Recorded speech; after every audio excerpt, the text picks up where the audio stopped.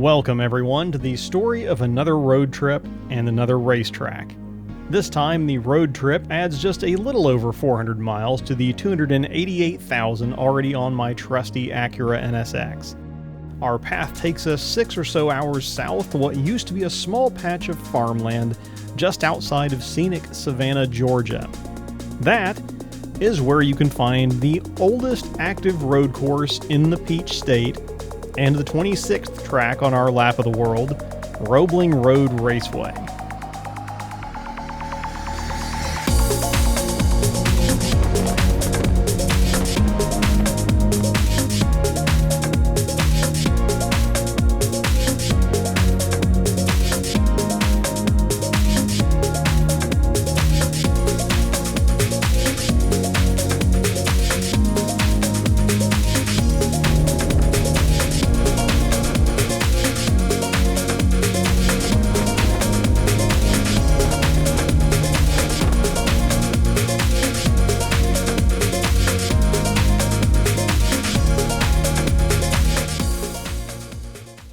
This video is, in effect, sponsored by Just Track It. Your cars, our tracks. After driving with them at the farm in February, Nabil and company invited me to come back and spend a day or two driving this historic facility with their organization, and I could not say yes fast enough.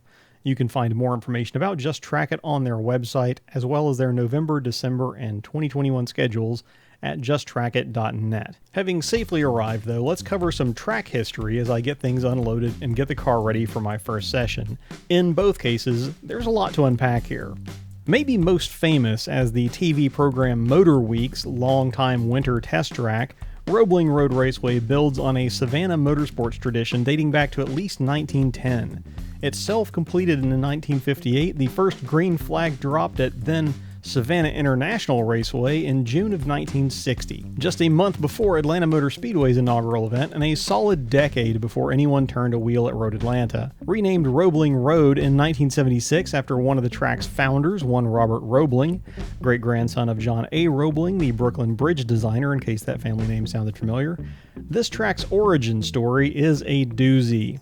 In the late 1950s, Mr. Roebling and his associate Mr. Reuter decided to build a dedicated racetrack on which to host events theretofore run on public roads or at airfields. What followed is a masterclass in shrewd negotiation and business acumen. Roebling procured some cheap land with very little going for it other than not being a swamp. This purchase just so happened to coincide with the nearby construction of Georgia Highway 17, and in the finest Southern tradition, the politically connected Roebling graciously allowed the Department of Transportation to store their road grading equipment on his land.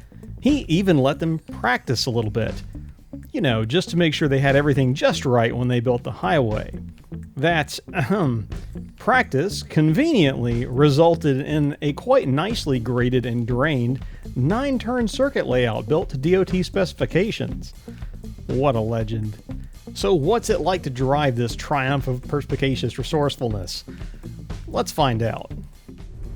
Alright folks, taking the simple approach here, we are gridded up with the advanced group to head out onto Roebling Road for the first time. First couple of laps are going to be under yellow, which will give me an opportunity to learn the track, hopefully, without the pressure or concern of holding anyone up.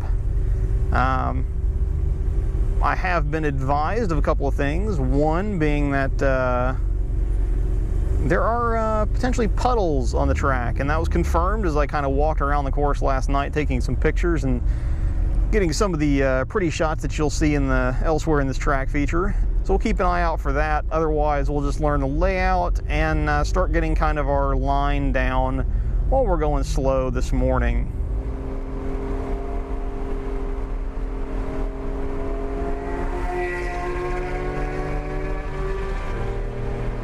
Your lap of Roebling Road Raceway starts on an impressively long straight. That near half-mile stretch terminates with a fairly fast entry into the first of two bends,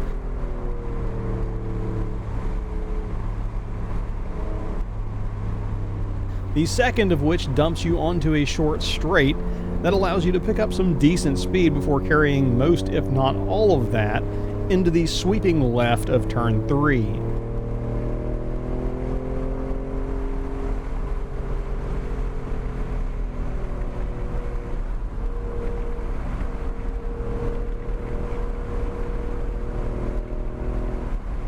You'll be on the brakes for turn 4 and hunting for grip through it until you can see the entry to turn 5.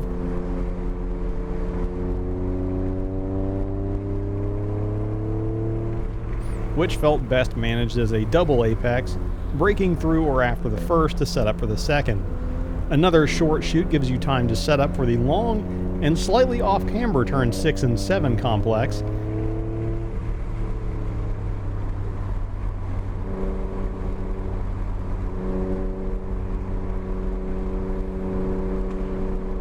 After which you can probably plant the gas in your Miata until turn 1. I, however, needed a confidence lift into turn 8, but definitely felt like there was grip to give.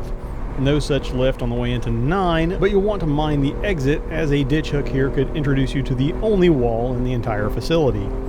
In summary, this track has 6 bends on a map, 9 turns in practice, but not a single corner by my calculation. With only really one straight line, no abrupt changes of direction, and no turn that demanded less than third gear in my car, the challenge at Roebling is definitely one of nuanced car placement, mechanical grip, and commitment. With a session in the books though, let's look a little further at this facility as it sits today. Since its artful beginnings, the track has seen ownership by various organizations and sports car clubs, the Buccaneer region of the SCCA most recently and currently.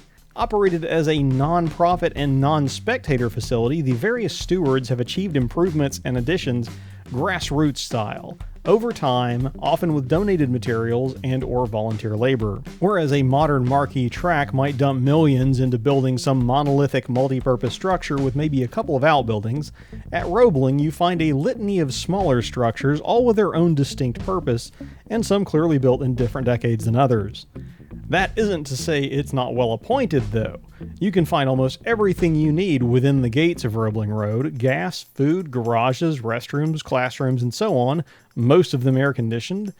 This piece at a time approach resulted in what today reminds me of some kind of automotive summer camp, a private village getaway where you go to hang out with your friends and get away from it all. Speaking of friends, some of the NSX family dropped by to watch and say hi. Charles and Chris broke a few necks on the way in, I think, but were unfortunately smart enough not to leave any keys laying around, so no, I don't have any illicit NC1 in-car video to share this time. I'll also give a quick shout out to my paddock neighbors who were at opposite ends of the hobby. Fellow aspiring YouTuber 334 Tracks was driving his GTI in the novice group on one side, and on the other side, Joe with AOA Racing is looking to wrap up a championship season later in the month, but today was shaking down a new BMW M2 track build. I've left a link to both of their channels in the description, so check them out. On the topic of shakedowns though, I was trying to shake myself down a little and come to grips, some pun intended, with Roebling's bends. I'll be candid for a moment and own up to struggling, or at least feeling like I struggle. I think I ended up more or less on the right line, but I feel slower than I should, even though I interpret feedback from the car as implying I'm going as fast as I could. Something not helped by a proportionally fast advanced group of drivers that made me feel like I was occasionally tied to a post. Let's jump back in the car though and see what I actually managed to accomplish in the second of 2 fully dry sessions on the day before the rain moved back in.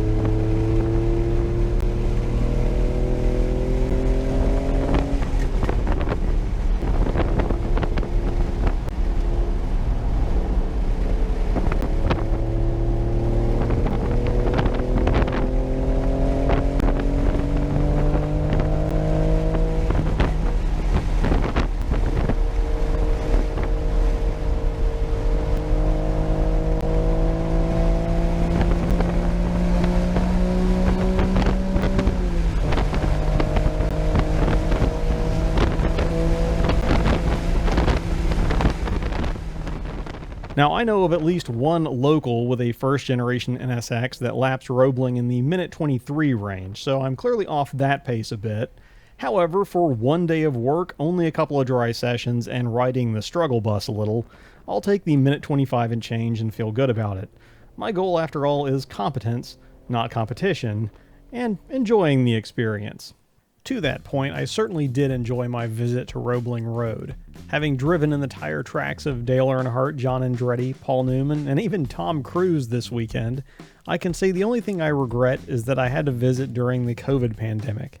Otherwise, I'd have brought my family and spent some time exploring Savannah proper. This is definitely what I would call a low-key destination track, given its relaxed atmosphere and proximity to one of the more charismatic cities on the East Coast. Of course, a smooth event never hurts a first impression. The guys and gals at Just Track It once again delivered a seamless and relaxed track day experience. Here is Nabil talking a little more about their organization. Hi, my name is Nabil Abashar and I run Just Track It. We are an Atlanta-based track organization, been around since 2013.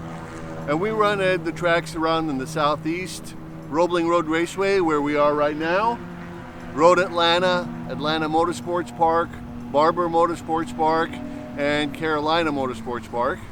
Our schedule runs from January through December, about 14 to 15 events a year.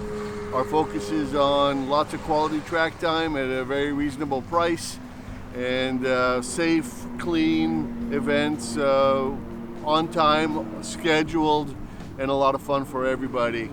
So glad to be here and glad to have one lap of the world. Come and drive with us.